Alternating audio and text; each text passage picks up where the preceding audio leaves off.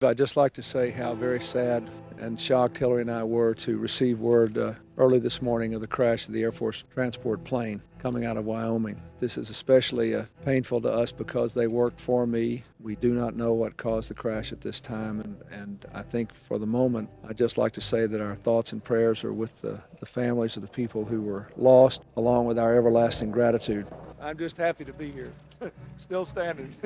50. Thank you. I have just met with the White House staff to basically talk with them a little bit about the death of my friend of 42 years, Vince Foster. There is really no way to know why these things happen. Vince Foster was a wonderful man, and because no one can know why things like this happen. It's springtime, and I can't go play golf with Ron Brown. We'll never shoot baskets again, and he's not here making fun of me because I had that stupid accident with my leg, and I miss that. As the search continues, I want to express our family's support and offer our prayers and those of all Americans for John Kennedy Jr. Not just gangs of kids anymore. They are often the kinds of kids that are called super predators. No conscience, no empathy. We can talk about why they ended up that way, but first we have to bring them to heel. We came, we saw, he died. The fact is, we had 4 dead Americans. Was it because of a protest, or was it because of guys out for a walk one night who decided they'd go kill some Americans? What difference at this point does it make? You were the official in charge. Did you wipe the circle? What, like with a cloth or something? Well, no.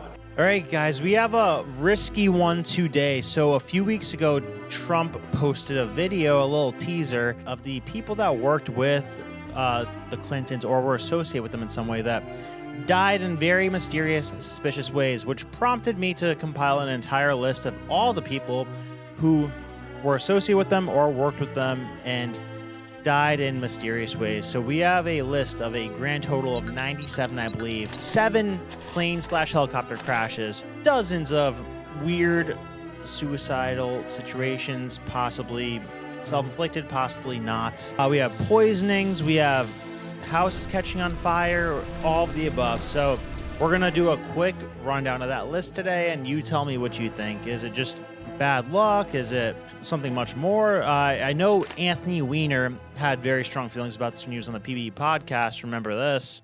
Paula Wilker, John Parnell Walker, Barbara Weiss. We should verify this yourself because you're running a radio show. You should look it up. I Charles don't know Meisner, any of these Dr. names, Stanley Hurd, Barry Beal, Barry Seal, Johnny Lawhorn, Can you read me the URL you're reading? Can you read me the URL Herschel, you're reading? We'll send you the most credible source so you can look it up. Let your listeners know what you're reading We'll put the link below. We'll put the link below. Just tell me so I know what I'm Herschel responding Friday, to. Kevin Ivey, Dan Henry.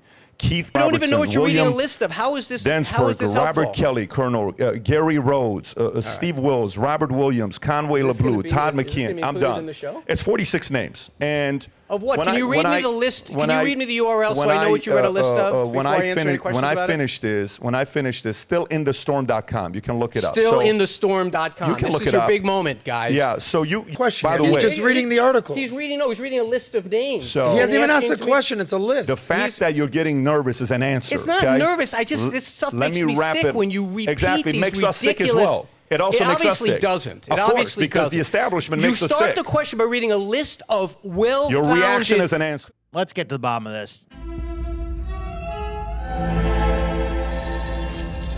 Does this sound weird? First one on the list, 1977, Susan Coleman. She was a law student at the University of Arkansas. Bill Clinton was her professor, and she was alleged to have had an affair with Clinton, and he was he was Attorney General when she died from a gunshot wound to the back of her head in 1977. Allegedly, she had threatened to expose an affair that happened between the two of them, and also allegedly she might have been pregnant with his child. So that's number 1 on the list. Number 2 on the list, Barry Seal. 1985, he was gunned down by the cartel allegedly, but there is a lot of overlap between what was going on with Barry Seal and what was going on with Bill Clinton.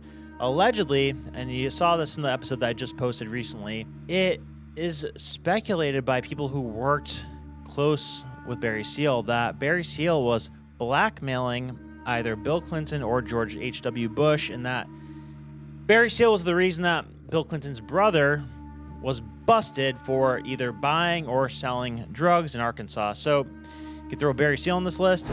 Next, Judy Gibbs in 1986 on January 3rd. She was a penthouse model and allegedly a call girl for Bill Clinton that worked in MENA and died in a house fire in 1986 from inhalation. Allegedly, she held compromising photos of Clinton and threatened to expose his involvement in illicit activities. Next, this is a whole series of people involved in the same event. So this might be the craziest one until we get to his presidency. So the boys on the tracks, Don Henry and Kevin Ives, 1987. These two boys walking around in the woods at night. They're doing what's called moon hunting, where they shine a flashlight and cause a deer to freeze up and shoot it. So they're going around the woods in Arkansas late at night, and they come across something that they're not supposed to see, which is a cocaine drop in the middle of an open field in Arkansas, which had been happening because Arkansas was picked as a CIA site where they were going to build an arms manufacturing base and send guns to Nicaragua to fund the Contras, and they were bringing in cocaine to sell in America through Rick Ross, and that's how they were funding this whole operation. So these two kids out in the woods hunting at night, and they come across this cocaine drop, and they either see it or some say they go and try to take some of the stuff, and the people who are there for the drop come across them and kill them. They throw these kids in the tracks, make it look like they got run over by a train, but everybody on the train said that they were just laying there still with a tarp over them. Medical examiners say that their blood was not consistent with somebody who was alive at the time of being run over. The medical examiner of the state of Arkansas, Malik was his name. He had a long history of these preposterous death rulings. He ruled pretty much everything a suicide. There was even a case where somebody was decapitated and he ruled it a suicide. So he said these two kids, they got so high on weed that they passed out on the tracks and got ran over by a train. Then their friends who were with them that night, who knew where they were, who might have known what happened that night, who might have been in the woods watching, etc., they start coming forward to potentially be witnesses to this case that's going on. And 8 of their friends die in mysterious ways. So check this out. Keith Coney, 1988, had information about the boys' deaths, but he was run off the road and died in a motorcycle crash. Some say that he was chased off the road, but they ruled it just an accident, just a traffic accident. Keith McCassell, 1988, lived in Saline County where the boys were run over by the train, and he was going to be an informant for this case. And he actually warned his mother. He said, I think I'm going to get killed, because he was going to testify and he was going to act as a witness for this case. And this guy, this one's really crazy. So he was stabbed 113 times. But get this. So the guy that was with him at first was arrested for stabbing him. But then he said what happened was he's at the guy's house. A van pulls up. Guys with clown masks get out of the van. They break into the house, grab the kid, Keith, bring him outside, stab him 113 times, bring this other guy out there. They put a knife in his hand, tell him to hold it over the kid's body, who had been stabbed 113 times, take a picture of him, say to him, hey, if you say anything about this to anybody, we will kill your entire family, allegedly. And this kid ended up going to jail because they had the picture of him with the knife over the body. So next, Gregory Collins, 1989, said to have known what happened that night to the boys, but died of a gunshot wound, and the details are a bit murky. 1989, Jeff Rhodes told his family he had info about the boys in the tracks case, but he was shot in the head and lit on fire, and his body was found in a dump. Then other notable mentions that are related to this case: Jordan Kettleson, alleged to have had info, died of a gunshot wound, and Richard Winters, killed before testifying. Next, Victor Razor, National Finance Co-Chairman of the Clinton 1992 campaign. He was the main strategist for financial flows for the Clinton campaign, and he died in a plane crash on July 30th, 1992, near Dillingham, Alaska, and he allegedly knew of campaign finance irregularities or possible Clinton scandals. Those who are suspicious of this say he died because he was going to talk about potential scandals related to the election. Next, Jim Wilhite, associate of Clinton's chief of staff. He died in a skiing accident in 1992. and potentially, allegedly, held knowledge of Clinton's Arkansas business political dealings, and he was targeted to prevent leaks, allegedly. Paul Tolley, DNC political director, Clinton campaign strategist, died of a heart attack in 1992 in a Little Rock hotel room. He potentially possessed strategic or sensitive campaign information and was killed after a disagreement with the Clintons. And fun fact about the Clintons, what they do is they have a actual point tracking system where they have a friend list and an enemy list, and they have a point system where they put points next to the names of friends, depending on how many favors are owed to them or how many favors are owed to the Clintons. And on the enemy list, they have a ranking system of how many points are against them and how big of an enemy they are. And I guess maybe, just maybe, once you cross a certain threshold, you have to go away.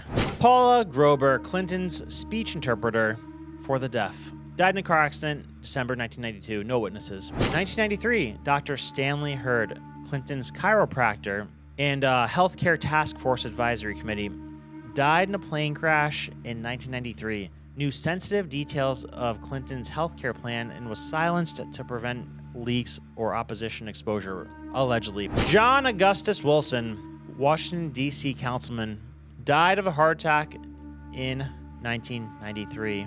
Allegedly held damaging information about the Clintons' political activities in D.C. Paul Wiltshire, attorney who investigated the Mena and Waco connections and the October surprise, was found dead June 22nd, 1993, on his toilet in his apartment, and it was apparently from natural causes. But he delivered the report to Janet Reno, who was the attorney general on Mena and Waco. Could have exposed all of Clinton's criminal activities if there are any to be found. That's a weird one. Ed Wiley, Virginia fundraiser for Clinton campaigns, husband of Kathleen Wiley, died of a suicide in 1993, and he allegedly knew of Clinton's sexual misconduct with Kathleen Wiley and was killed to prevent a testimony, potentially. Jerry Luther Parks. Jerry Parks was a private investigator who provided security for the Clintons' 1992 campaign. He was murdered in 1993 in what police describe as a professional assassination. Parks reportedly clashed with the Clinton campaign officials over money and allegedly compiled a blackmail file on Bill Clinton's personal life. Oof, that's playing with fire right there. His son, Gary Parks, believes the murder was politically motivated and linked to this file. So, yeah, that's a weird one. That's a weird one. The guy was killed inside a Mexican restaurant, of all places. Next, Vince Foster. This is a big one. By the way, fun fact, Vince Foster had an affair with Hillary Clinton, according to a book called The Marriage. This is reported on the internet by The Guardian. Multiple state troopers that worked with or for the Clintons while he was governor say that Vince Foster would show up at the governor's mansion like clockwork when Bill Clinton was away, and he would always be fondling and kissing Hillary when nobody was around.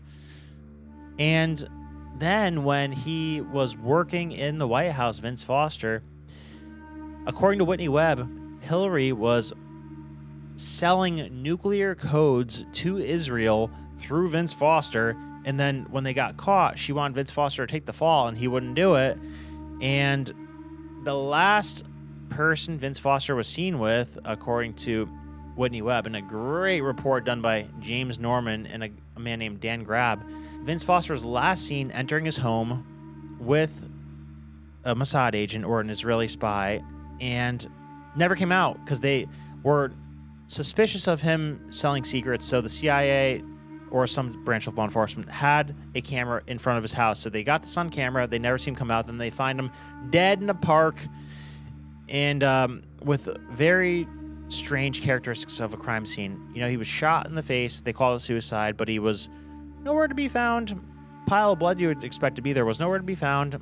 The gun did not match the gun that his friends and family said was his gun, but they, said it was his in the report. And then this suicide note just appears, pops up out of nowhere, and they say Hillary was the main one who brought the attention to where the suicide note might have been, and it was like 33 hours until the suicide note popped up. So on April 17th, 1995, James R. Norman sent a letter to the White House press secretary, Michael D. McCurry.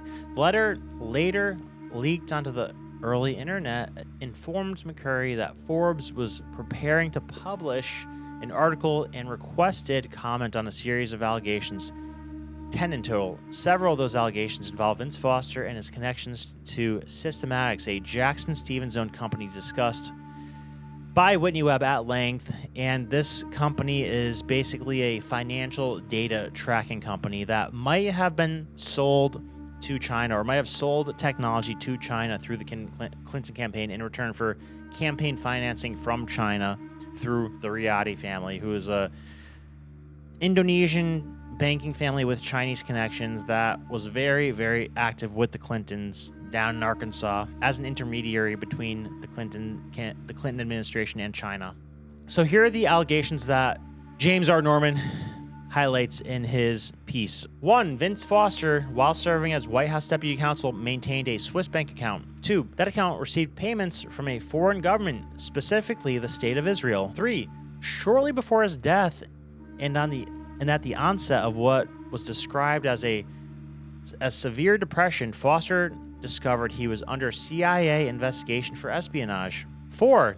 Hillary Rodham Clinton allegedly informed Vince Foster of this investigation that was taking place. 5. Foster had allegedly acted for years as a covert handler for the NSA, managing Systematics, which was, again, a banking software firm involved in secret intelligence operations monitoring global financial transactions. So that is big, valuable stuff right there that he is getting himself mixed up in. Number 6, Systematics was also purportedly used to launder money from covert drug and arms operations, including those linked to Mena, Arkansas. Number 7, through Systematics ties to defense contractor E-Systems, Foster may have had access to highly classified code, encryption tools, and data security systems. 8, documents related to Systematics were reportedly removed from Foster's White House office both before and after his death. 9, a meeting held that weekend before Foster's death at Landau Estate in Maryland was allegedly attended by figures including George Stephanopoulos.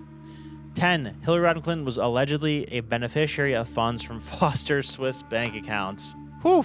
The White House viciously responded to these claims, calling it outrageous and baseless, blah, blah, blah, blah, blah. But Norman's report was killed by his network. But this investigation was picked up by an economist and writer named J. Orrin Grab. Grab began his own investigation by producing an online series entitled Allegations Regarding Vince Foster, the NSA, and Banking Transactions Spying. It was alleged that Hillary was the source of the codes that tied her to the Swiss bank account. Also claimed that Lisa Foster, Vince's wife, received a suspicious $286,000 payment via Foster's sister. So after Grab tears through this thing, he basically concludes that Foster had stolen presidential nuclear codes and sold them to Israel, and then that Israeli agent was seen entering Foster's apartment the day of his death, which was his apartment, again, was under surveillance by the CIA. Now, here's the most interesting part that I think kind of validates a lot of these things here. So, Grab believes that Foster's death was not suicide, but a botched last-minute murder tied to the failed $286,000 bribe, and it was carried out by, ready, a Bush administration plumber unit. What do plumbers do? They stop leaks. This plumber unit was still in place operating after Reagan. I think that Bush and Clinton were very close because they were both part of the CIA. Bush officially, Clinton unofficially. If you saw my last episode, you'll know what I'm talking about. I have just met with the White House staff to basically talk with them a little bit about the death of my friend of 42 years, Vince Foster. There is really no way to know why these things happen. Vince Foster was a wonderful man, and because no one can know why things like this happen. Next, a helicopter crash in February 23rd, 1993, killed 5 military members, and it's suspected or alleged that they knew of Clinton's misconduct in Bosnia operations or USS Roosevelt visit, silenced to prevent exposure, potentially. I'd just like to say how very sad and shocked Hillary and I were to receive word early this morning of the crash of the Air Force transport plane coming out of Wyoming. This is especially painful to us because they worked for me. We do not know what caused the crash at this time, and I think for the moment, I'd just like to say that our thoughts and prayers are with the families of the people who were lost, along with our everlasting gratitude. I'm just happy to be here. Still standing. 50. Thank you. 1994. Kathy Ferguson, ex-wife of Arkansas State Trooper Danny Ferguson, named in Paul Jones' lawsuit, died of suicide. Gunshot wound to the head found in her living room. And if she had lived, she could have corroborated Paul Jones' sexual harassment claims against Clinton. Dr. Donald Rogers, dentist, alleged Clinton informant, died in a plane crash March 3rd, 1994, en route to London to interview and held dirt on the Clintons, and was about to reveal it to journalist Ambrose Evans Pritchard. Florence Martin, alleged CIA accountant linked to the Barry Seal, Mena, Arkansas drug case, murdered October 30th, 1994. 3 gunshot wounds to the head. This guy possessed all the financial records related to the Mena drug Arkansas case. Definitely a big liability to the boys. Herschel Friday, attorney and Clinton campaign fundraiser, died in a plane crash March 1st, 1994. During the landing attempt, knew of campaign finance irregularities or Clinton scandals, silenced to protect the political career. Bill Shelton, Arkansas State Trooper, fiance of Kathy Ferguson, linked in Paul Jones' lawsuit, died of suicide June 12, 1994. And it was done at Kathy Ferguson's grave.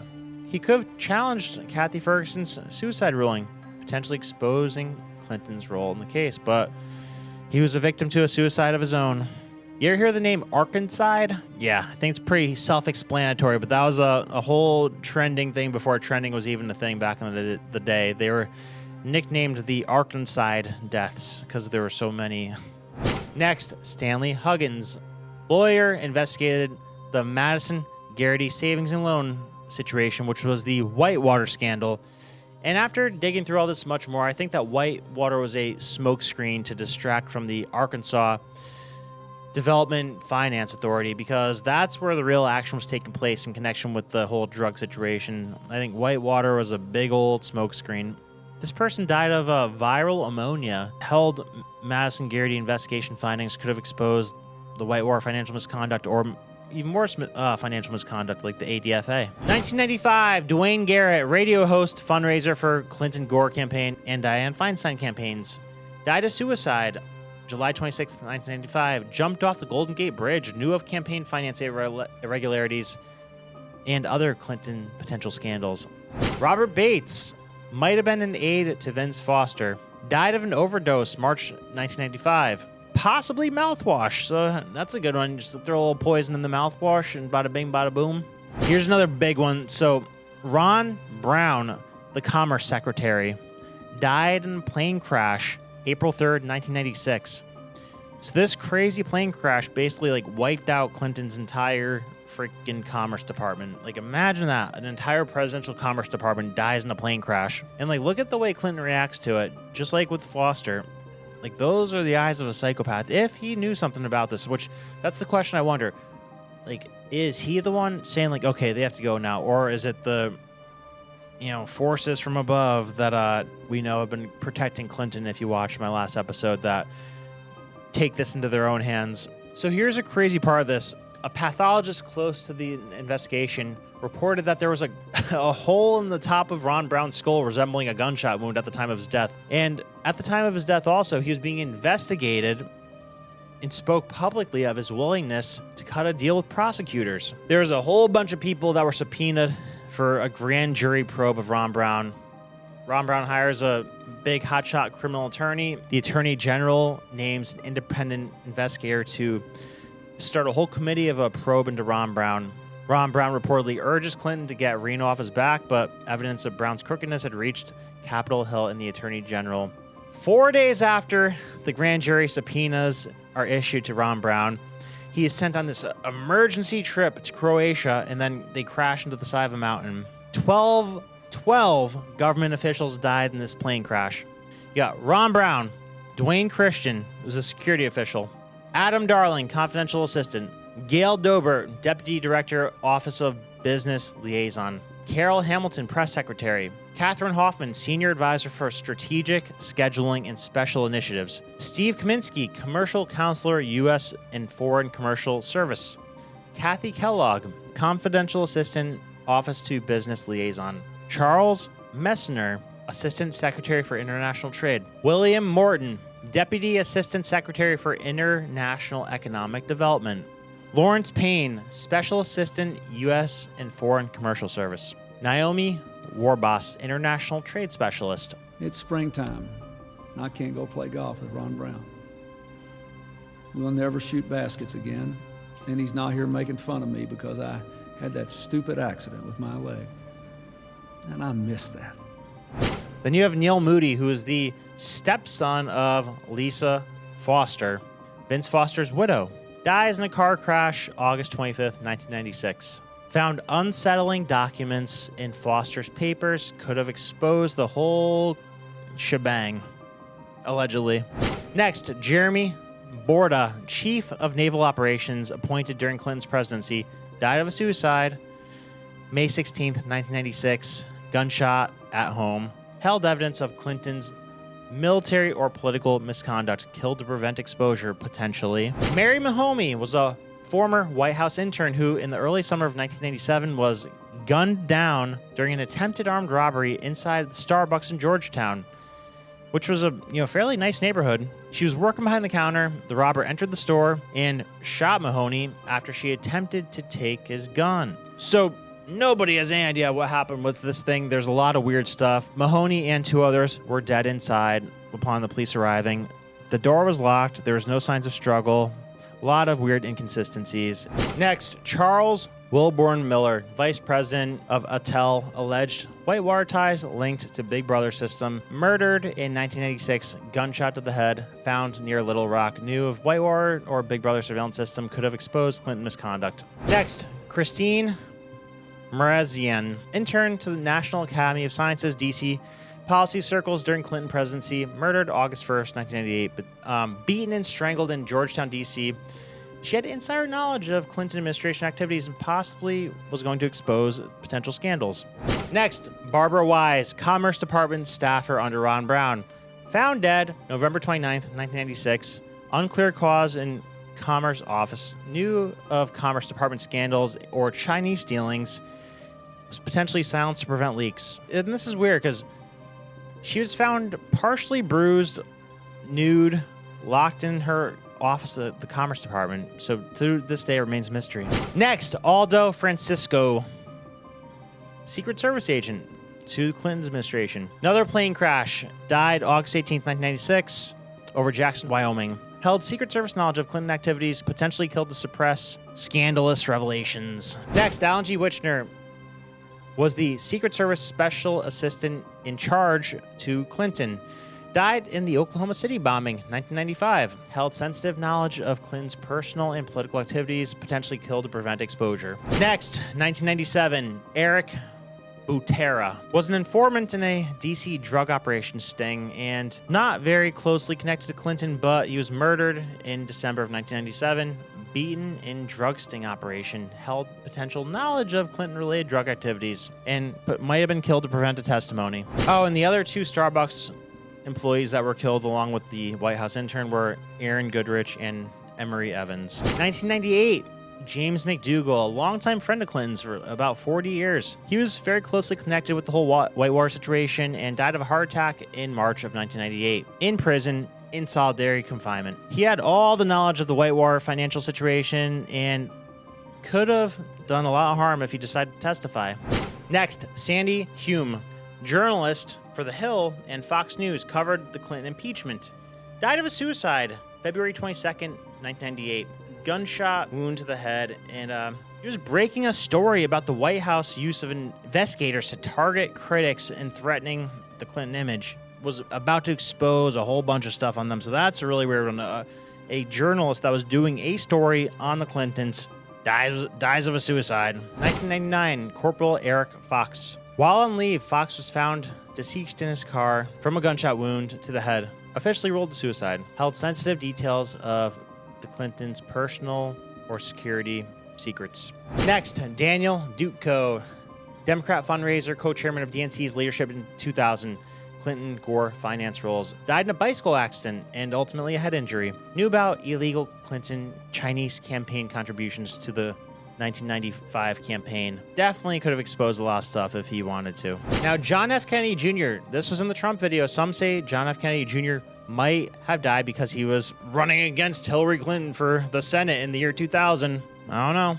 I want to express our family's support and offer our prayers and those of all Americans for John Kennedy Jr. Carlos Gigliotti, called the man who knew too much. He was a thermal imaging expert hired by Congress to investigate the 1993 Waco siege, was found dead on April 28th, the year 2000, in his office alone, decomposed and surrounded by forensic evidence tied to one of the most controversial government actions in U.S. history. He was basically analyzing forward-looking infrared footage to determine whether the FBI agents had fired first on the Waco siege, because the whole narrative was that they were fired on first, but this guy was potentially about to expose that it was in fact the FBI that fired first. Who knows? The official cause of death was ruled a heart attack. The year 2000, John Mills, House Intelligence Committee staff director, died of a suicide June 4th, the year 2000, gunshot in motel room. Held sensitive intelligence on the Clinton administration, could have exposed a bunch of national security scandals, and there were a lot of them, allegedly. Charles Roof, Clinton White House counsel during impeachment trial, died of a heart attack November 20th, the year 2000 at home. Possessed insider knowledge of Clinton's impeachment defense, could have revealed legal misconduct. Next, Ian Spiro, his wife, and his 3 children, held grand jury documentation of Inslaw, could have exposed Clinton-linked intelligence operations. Inslaw was a whole big thing that was tied to the octopus murders. That's a whole nother episode if you want to look into it, or if you want me to look into it.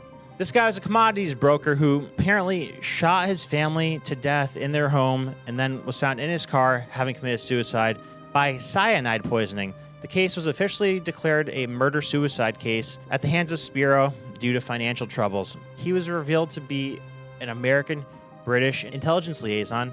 Numerous conspiracy theories came out about the circumstances of his death and his family's death, including involvement with the Clintons, of course. Who knows? Gary Webb. I don't know if this one could be put solely on the Clintons, but I think something definitely happened with Gary Webb. He was an investigative journalist for the San Jose Mercury, probed CIA Contra drug trafficking, the whole Clinton operation, and died of a suicide with 2 gunshot wounds to the head in 2004. Was found in his home with 2 gunshot wounds to the head, ruled a suicide.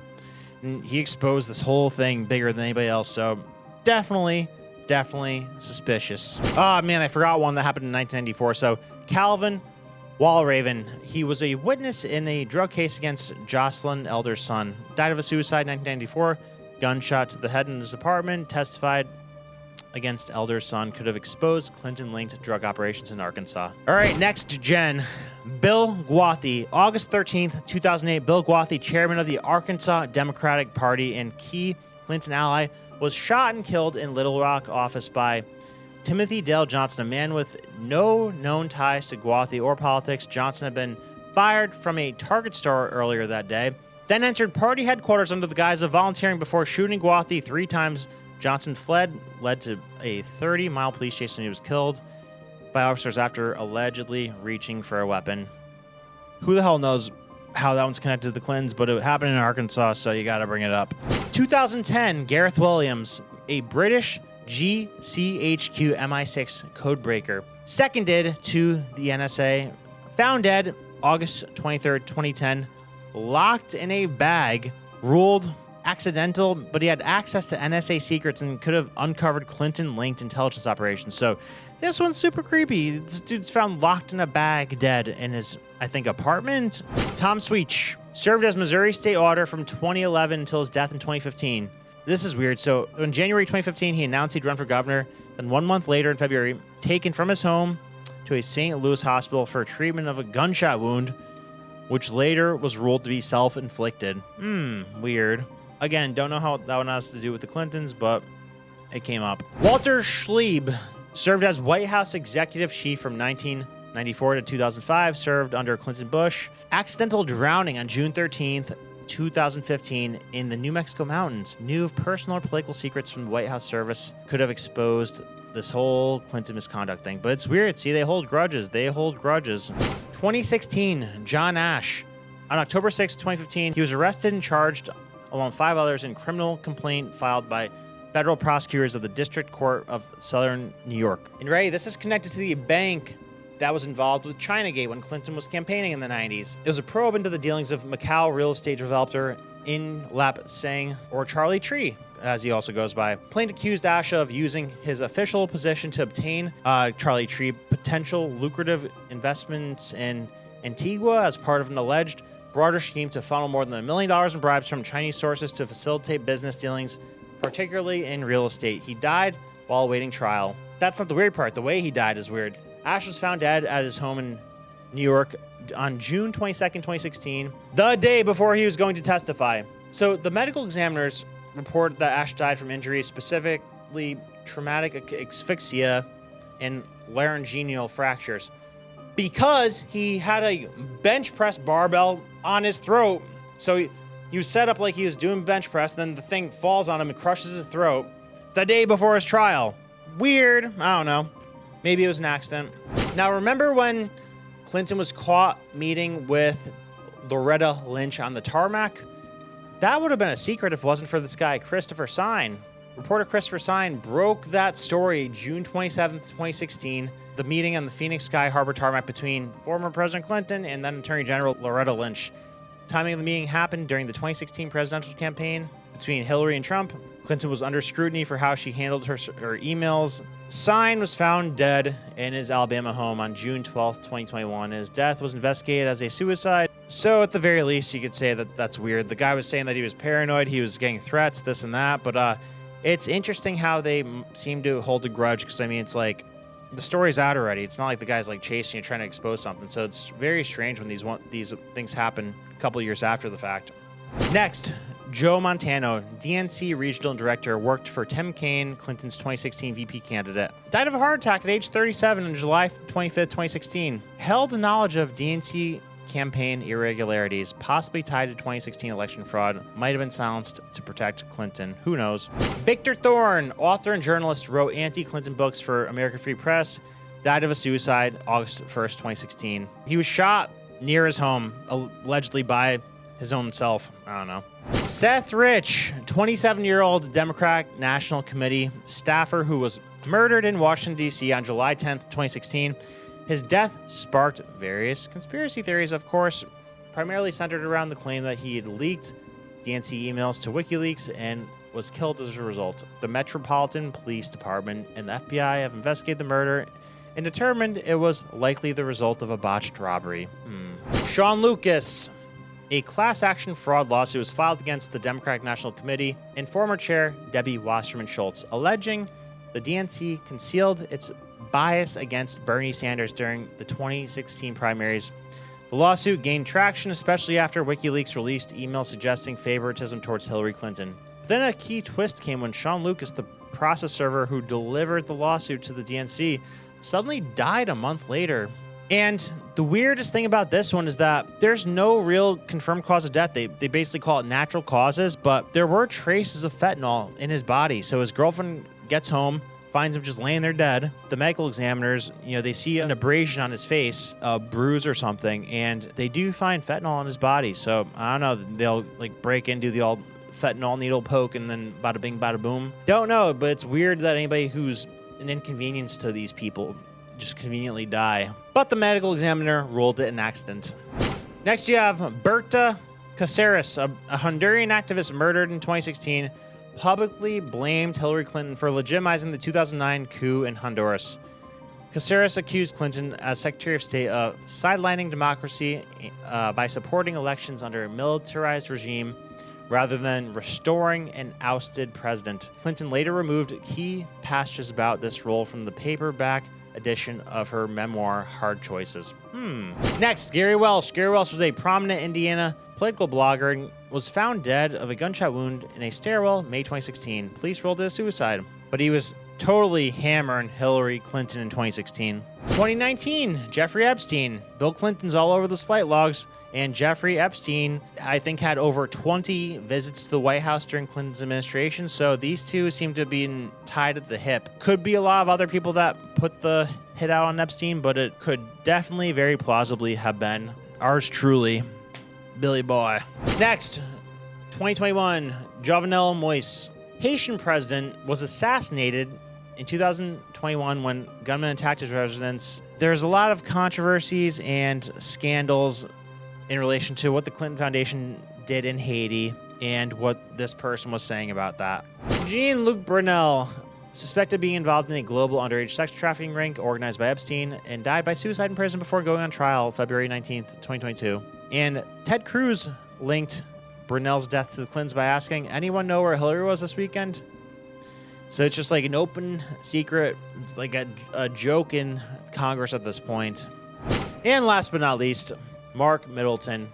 He was special advisor to Bill Clinton during his time in the White House, and he was the main facilitator of Epstein's White House visits.